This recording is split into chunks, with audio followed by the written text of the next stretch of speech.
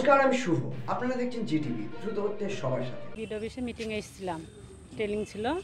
যে টিফিনের সময় আমি একটু কবিরুল ভাইয়ের সঙ্গে দেখা করবো বলে ভেতরে ঢুকেছি।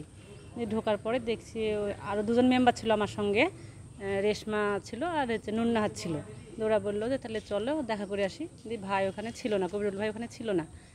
আমি আবার ওখান থেকে বাইরে বেরিয়ে আসলাম, আর রেশমা আর নুন্নাহার ওখানে বসেছিল। আমি আবার কিছুক্ষণ পর ভেতরে ঢুকলাম। ঢুকে গিয়ে দেখছি ওরা দুজন নেই। যে একজন ভদ্রলোককে জিজ্ঞেস করলাম যে ওই দুটো মহিলা বসেছিল ওরা কোথায় গেল, তো বললো যে ভেতরের ঘরে আছে। ওই ঘরে গিয়ে দেখছি রেন্টু প্রধান আর মইদুল দুজনে বসে আছে, ওদের সঙ্গে গল্প করছে। কি গল্প করছিল সেটা আমি সঠিক জানি না, কিন্তু ঢোকার মুহূর্তে শুধু শুনতে পেলাম যে আর তো 2 বছর আছি, তারপরে যা হয় হবে, এ কথাটাই বললো। তারপরেই আমি ঢুকে পড়লাম। যে আমি বললাম ভাই বৃষ্টিতে তো তিরপলের দরকার, তো অনেককে আমাকে জিজ্ঞেস করছে, তো সব মেম্বারদেরকে জিজ্ঞেস করলাম, তো ওরা বলছে আমাদেরকে তো সব ফোন করেছিল, দিয়ে 4 জনের করে নাম দিতে বলেছে, ছবি তুলি। তো আমি আবার বললাম ভাই আমি আবার কি অপরাধ করলাম যে আমাকে কিছু বললেন না? বলছে তোমাকে কিছু দিব না, যা খুশি তাই করিলেও।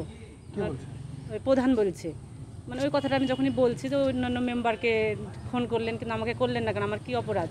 তোমার স্বামীকে জিজ্ঞেস করো গা। আমি আমার স্বামীর সম্পর্ক এখানে আসছে কেন? আপনি প্রধান, আমি মেম্বার, আমার সঙ্গে সম্পর্ক আপনার। কোনো অসুবিধা হলে আমি আপনাকে জানাবো, তা আপনি কিছু হবে না এইসব বলছেন কেন? বলছে তোর মানে মুখ খারাপ করছে, মানে যা। হ্যাঁ বলছে তোর কটা ভাতার লাগে রে, বলছে আমাকে। প্রধান বলছে। ওই তো আমি তিরপলের ওই কথাটা বলেছি সেজন্য। দিয়ে বলছে তোর মরা বাপ এসে তোকে ভোটে দাঁড় করেছিল নাকি? তোর সই না হলেও আমার চলবে, আমি কাজ চালিয়ে যাব, যা খুশি তাই করে নিস, এরকম করে আমাকে হুমকি দেখাচ্ছে। আপনারা এতক্ষণ দেখছিলেন জিটিভি, দ্রুত হচ্ছে সবার সাথে। জিটিভির আরো নতুন নতুন খবরে আপডেট পেতে এক্ষুনি লগ ইন করুন www.gtblivenews.com।